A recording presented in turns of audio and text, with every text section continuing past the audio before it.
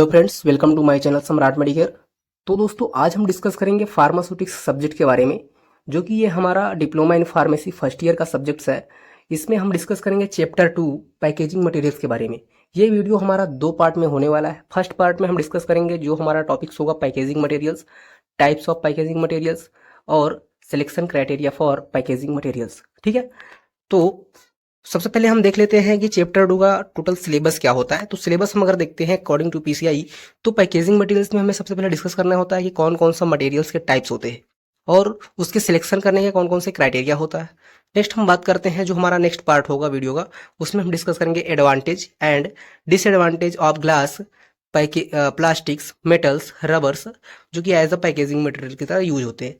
तो according to syllabus हमें सबसे पहले पार्ट 1 में हम डिस्कस करेंगे पैकेजिंग मटेरियल्स के बारे में और उसके टाइप्स के बारे में और उसका सिलेक्शन क्राइटेरिया के बारे में। ठीक है दोस्तों, चलो सबसे पहले हम बात करते हैं पैकेजिंग की। पैकेजिंग होता क्या है, सबसे पहले ये देखते हैं।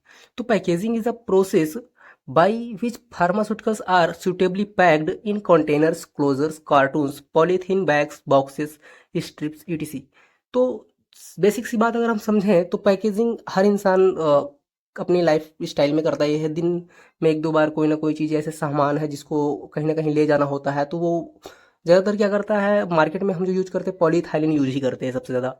तो वैसे ही हम बात करते हैं अगर हम फार्मास्यूटिकल इंडस्ट्री में, तो वहाँ भी डिफरेंट टाइप के आपके पैकेजिंग मटेरियल्स होते हैं, डिफरेंट टाइप की पैकेजिंग प्रोसेस होती है ना। वो आपका कंटेनर्स में हो सकता है, आपका क्लोजर सिस्टम से क्लोज हो सकता है, उसकी क्लोजिंग की जाती है, और आपका कार्टून्स हो सकता है, ढेर सारे आपके कंटेनर्स को एक कार्टून्स में हम पैक करते हैं। पॉलीथाइलिन जो नॉर्मली हर इंसान यूज़ करता है आज के टाइम पे मार्केट में।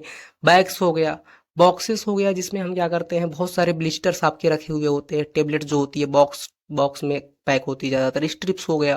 तो डिफरेंट टाइप के बहुत सारे ऐसे हमारे पैकेजिंग सिस्टम्स होते हैं जिसमें हम क्या करते हैं, अपने प्रोडक्ट को पैक करते हैं। ठीक है ना।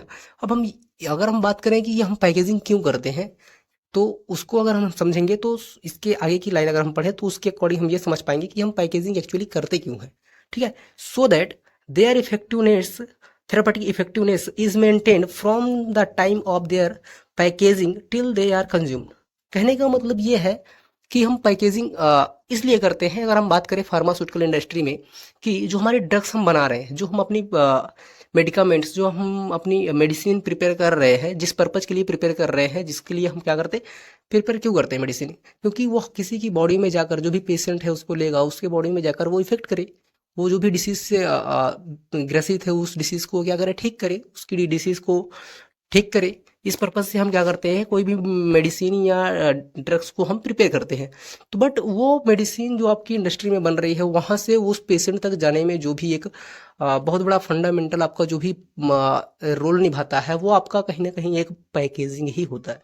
क्योंकि अगर हम उसको एक सूटेबली पैक्ड नहीं करते हैं मटेरियल को, अपना जो भी ड्रग्स है उसको हम सूटेबली पैकिंग नहीं करते अच्छे से, तो हमारा मटेरियल यदि खराब हो जाता है तो उसका इफेक्टिवनेस मेंटेन नहीं रहेगा।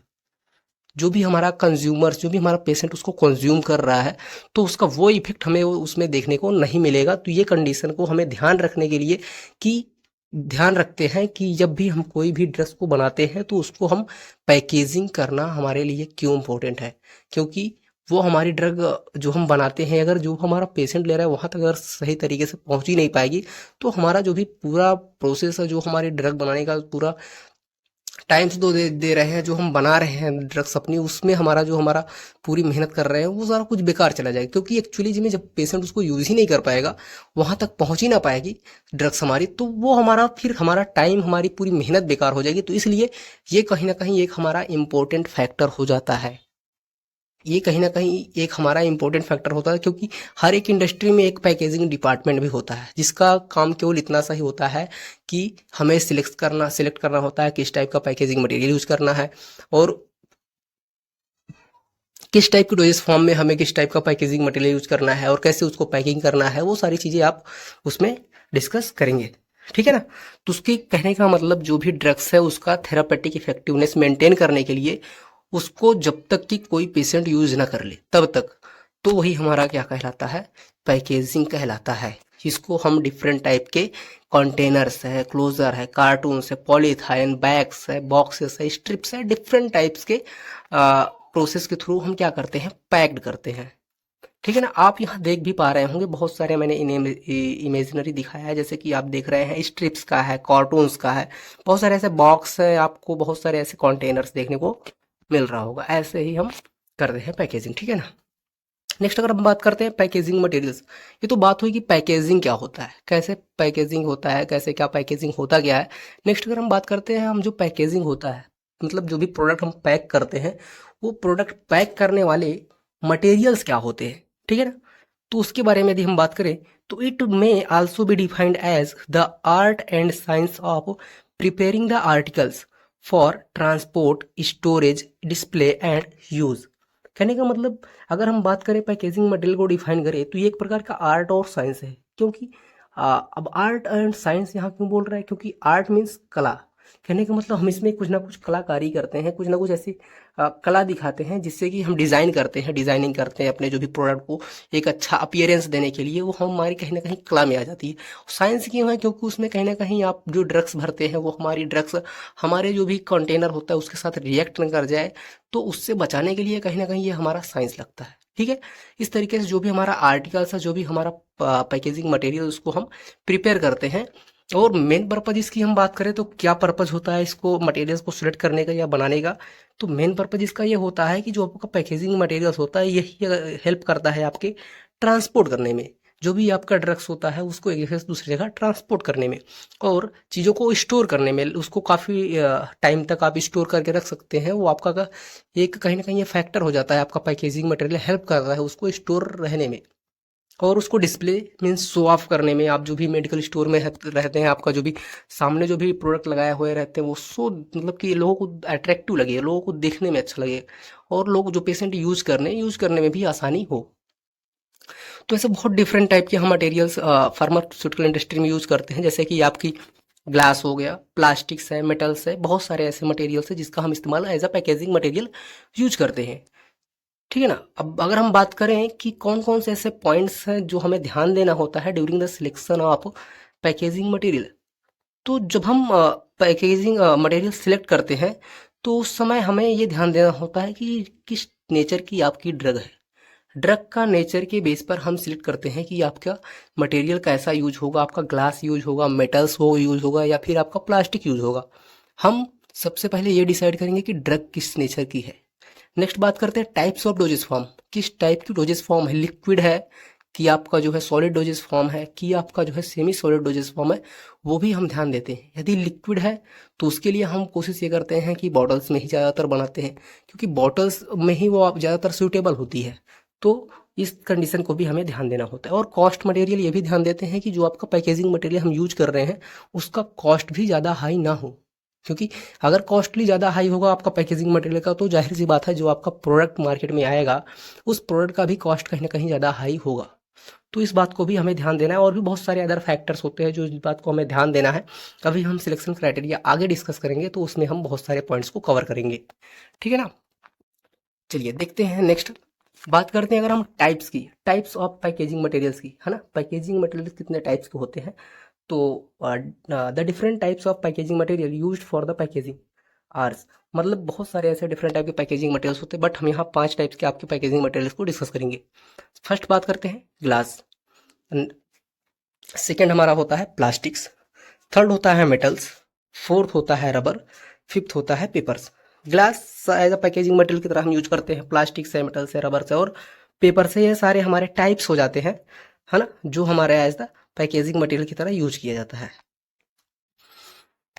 नेक्स्ट अगर हम बात करें कि कौन कौन से हमें पॉइंट्स ध्यान देने होते हैं during the selection of the packaging material, यदि मैं आपको कहूँ कि आपके सामने ग्लास है, प्लास्टिक्स है और मेटल्स है, और जो भी आपके डिफरेंट टाइप के पैकेजिंग मटेरियल्स है ना, तो आपको उसको सिलेक्ट करते समय कि भाई पैकेजिंग मटेरियल तो सभी है बट आपको सिलेक्ट कैसे करोगे, तो उसको सिलेक्ट करने के लिए जो यहाँ पॉइंट दिए हैं, सबसे पहले कोई भी पैकेजिंग मटेरियल सिलेक्ट करने से पहले हमें इस सारे पॉइंट्स को अपने माइंड में रिमाइंड करना पड़ेगा कि ये इस पॉइंट्स को फॉलो कर रहा है या नहीं। तो कुछ सिलेक्शन क्राइटेरिया है during the selection of the packaging material, तो उसमें हम बात करते हैं, सबसे पहले हम फर्स्ट बात करते हैं, तो it should be sufficiently strong to withstand during handling, transportation, storage and use by the consumer. कहने का मतलब वो सफिशिएंटली स्ट्रॉन्ग होना चाहिए। स्ट्रॉन्ग मतलब कि वो इतना ज़्यादा वीक नहीं होना चाहिए कि क्यों, जब भी वो कंज्यूमर उसको एक जगह से दूसरी जगह ले जाए या हैंडलिंग करे, मतलब एक जगह से दूसरी जगह रख के या ट्रांसपोर्ट करे या स्टोर करे या फिर ड्यूरिंग द यूज़, है ना, तो इतना वीक नहीं होना चाहिए। वो आपका प्रोडक्ट, वो आपका मटेरियल जो होना चाहिए स्ट्रॉन्ग होना चाहिए, जिससे वो आसानी से एक जगह से दूसरी जगह रख सके और उसको आसानी से कैरी कर सके। ये पॉइंट को हमें ध्यान देना होगा। नेक्स्ट बात हम पढ़ते हैं, तो it should protect the medicament from environment factor which cause its deterioration. दूसरी बात अगर हम करें तो ये भी हमारा कहीं ना कहीं एक इम्पोर्टेंट पॉइंट हो जाता है। जो भी आपकी ड्रग है उसको हमें प्रोटेक्ट करना होगा। ऐसा मटेरियल चूज करना है कि वो हमारी ड्रग को प्रोटेक्ट करे। ठीक है। इन्वायरमेंट, जो भी हमारा इन्वायरमेंट फैक्टर्स होते हैं, आपके जो भी डस्ट है और जो आपकी सनलाइट्स है, जो आपकी एयर्स है, डस्ट मटेरियल्स है और फॉरेन मटेरियल्स है, उन सारी चीज़ों से आपका इन्वायरमेंट में जो चीज़ें प्रेजेंट है उनको, उनसे क्या करता है, आपकी ड्रग्स को प्रोटेक्ट करेगा। क्योंकि अगर वो आपकी ड्रग्स से इन्वायरमेंट के कांटेक्ट में आ जाती है तो वो क्या हो जाती है, खराब हो जाती है, डिटोरियोरेशन हो जाती है, डिटोरियोरेशन कॉज करती है। तो ये पॉइंट भी हमें ध्यान देना होगा। नेक्स्ट बात हम अगर करते हैं, तो it should be designed in such a way so as to withdraw a single dose from it conveniently. कहने का मतलब हमें उसको इस टाइप से डिजाइन करना चाहिए जिससे पेशेंट को आसानी हो एक सिंगल डोज लेने में, उसे डिस्टर्ब ना हो, उसको दिक्कत ना हो, प्रॉब्लम ना हो। जब भी वो क्या हो अपनी डोज ले तो ये उसके लिए आसानी हो during the withdraw single dose. जब भी वो सिंगल डोज ले उसको आसानी से वो ले सके। इस तरीके से हमें अपने पैकेजिंग मटेरियल्स को डिज़ाइन करना चाहिए। नेक्स्ट हम बात करते हैं, the container should not react with the preparation. ये कहीं ना कहीं हमारा एक इम्पोर्टेंट फैक्टर हो जाता है, क्योंकि ये ध्यान देना होता है जो भी हमारी ड्रग्स होती है, जो भी हमारी प्रिपरेशन होती है, उससे हमारा जो भी कंटेनर होता है, जो भी पैकेजिंग मटेरियल होता है, वो रिएक्शन ना करे। यदि वो रिएक्शन कर जाता है, रिएक्शन कॉज करता है, तो वो हमारा ड्रग तो खराब हो गई होगी, साथ ही साथ हमारा जो भी पेशेंट यदि कंज्यूम करता है बाय डिफॉल्ट, तो उसकी हेल्थ को भी कहीं ना कहीं प्रॉब्लम क्रिएट करेगा।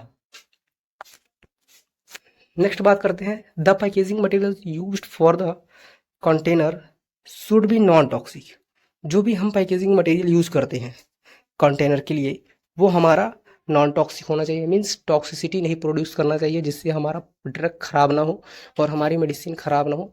तो ये कंडीशन को भी हमें ध्यान देना होगा। नेक्स्ट बात हम अगर बढ़ते हैं, तो इट शुड बी इकोनॉमिकली, मतलब जो ही बात है ना कि हमारी जो भी पैकेजिंग मटेरियल है वो ज़्यादा कॉस्टली नहीं होना चाहिए, सस्ता होना चाहिए, जिससे कि पेशेंट आसानी से खरीद सके। क्योंकि अगर ये हमारा मटेरियल ही यदि महंगा रहा तो हमारा प्रोडक्ट भी महंगा रहेगा और कॉस्टली ही बिकेगा। नेक्स्ट अगर हम बात करें, तो it should protect the medicament from harmful effects of the sunlight. तो जो भी हमारी प्रोडक्ट हम सिलेक्ट करते हैं सनलाइट से, वो हमारा प्रोटेक्ट होना चाहिए। कहने का मतलब जो भी हमारा कंटेनर होता है, जो भी हमारा पैकेजिंग मटेरियल होता है, वो सनलाइट के कांटेक्ट में आने पर रिएक्ट नहीं करना चाहिए। जो भी हमारा प्रोडक्ट है, जो भी मेडिसिन है, वो हमारा क्या होना चाहिए, हार्मफुल इफेक्ट जो होती है सनलाइट की, उससे प्रोटेक्ट रहना चाहिए। नेक्स्ट अगर हम बात करते हैं, it should have a good appearance. ये एक हमारा एक अच्छा दिखने में होना चाहिए और उसका अच्छा शेप होना चाहिए। तो ये भी हमारा कहीं ना कहीं एक इफेक्ट करता है मार्केटिंग में। नेक्स्ट अगर हम बात करते हैं, it should B freely available. ये आसानी से अवेलेबल होना चाहिए और इजी टू क्लीन, ये आसानी से मिल जाना चाहिए। और मतलब कि ये नहीं कि उसको आपका जो भी मटेरियल्स ढूंढने में या सर्च करने में या लाने में या आपको उसका सोर्स जो है तो काफ़ी ज़्यादा डिफिकल्ट हो। तो ये भी हमें आ रहा कहीं कहीं ध्यान देना होगा। नेक्स्ट अगर हम बात करते हैं, तो ये हमारा क्लीन भी होना चाहिए, क्लीन करने में आसानी हो और उसको मेंटेन करने में आसानी होना चाहिए। ठीक है। थैंक यू दोस्तों। अगर वीडियो अच्छी लगी हो तो वीडियो को लाइक करें और चैनल को सब्सक्राइब करें और ऐसे ही वीडियो पाने के लिए हमारे चैनल्स में बने रहें। धन्यवाद।